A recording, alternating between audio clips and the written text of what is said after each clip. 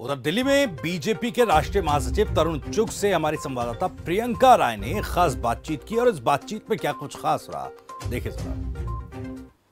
BJP के राष्ट्रीय महासचिव तरुण चुग जी से मैं इस वक्त बात कर रही हूं। तरुण जी, सुप्रीम कोर्ट में गुजरात को लेकर जो एसआईटी रिपोर्ट को चैलेंज किया गया था, सुप्रीम कोर्ट ने उस को खारिज कर दिया, क्या कहेंगे? ऐसा है कि सत्य की जीत हुई है।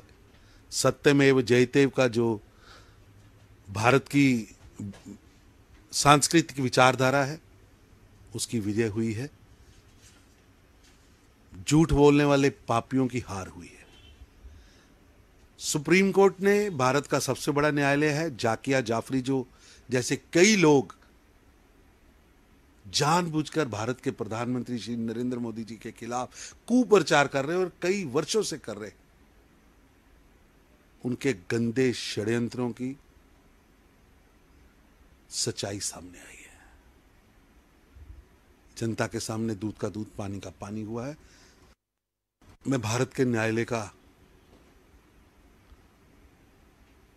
धन्यवाद करता हूं, स्वागत करता हूं कि उन्होंने सच को जनता के सामने रखा।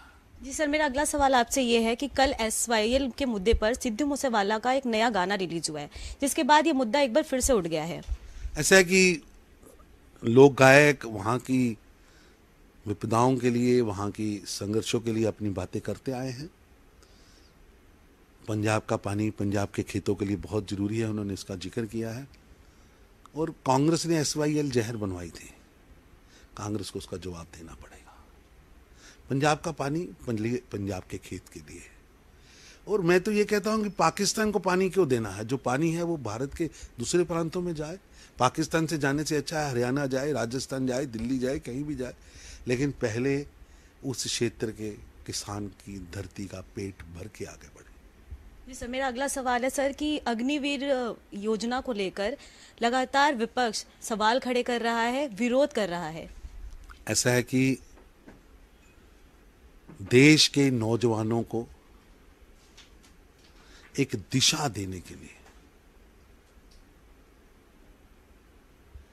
एक नया फ्लेवर खड़ा हो, जो फ्लेवर देशभक्ति का फ्लेवर, जिसमें नौजवान अपने 4 साल जीवन के लगाने के बाद देश के अलग अलग दायित्वों पर भी जाए, सेना में भी रहे, एक प्रशिक्षित देशभक्त अनुशासित बेटा बैंक का मैनेजर बने, कौन रोक रहा है?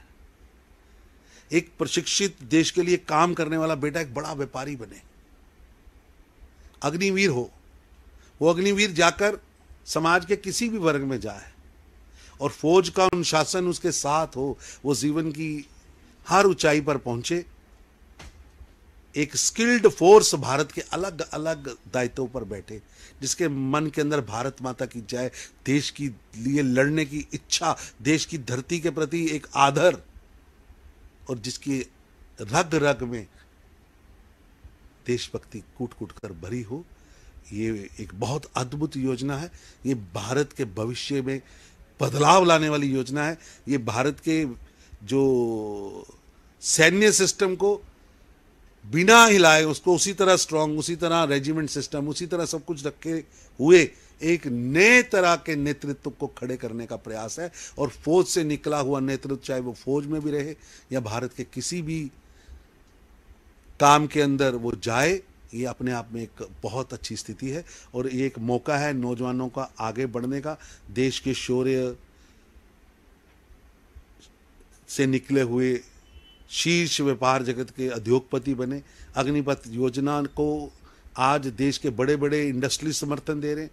उनको लग रहा है कि फौज के अनुशासित लोग उनकी ऑर्गेनाइजेशंस में आएंगे तो उनको आगे लेके जाएंगे। तो मैं समझता हूँ एक अद्भुत योजना है और प्रधानमंत्री नरेंद्र मोदी जी का मैं धन्यवाद करता हूँ। तो ये था हमारे साथ बात करने के लिए बीजेपी के वरिष्ठ नेता तरुण चुग जी, जिन्होंने खबर फास्ट के साथ खास बातचीत की। वीडियो जर्नलिस्ट जीतू के साथ प्रियंका राय, खबर फास्ट।